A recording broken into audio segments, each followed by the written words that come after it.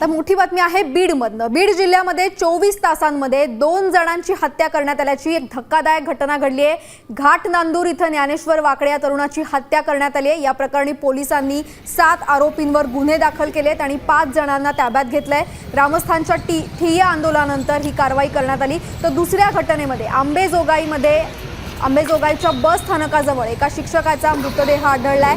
जुन्या वादातनं ही हत्या झाल्याचा संशय नातेवाईकांनी व्यक्त केला। या दोन्ही घटनांमुळे बीडमध्ये गुंडांना कायद्याचा धाक उरलाय की नाही असा सवाल आता उपस्थित होतोय।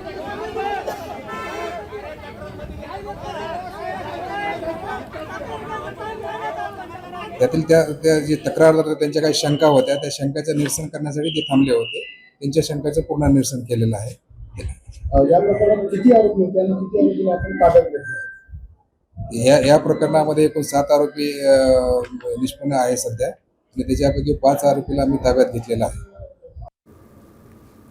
तर बीड हादरलेला आहे। 2 हत्या बीड शहरामध्ये लागोपाठ उघडकीला आलाय। 24 तासामध्ये 2 जणांची हत्या झाल्यामुळे बीडमध्ये कायदा सुव्यवस्थेचा प्रश्न ऐरणीवर आलाय।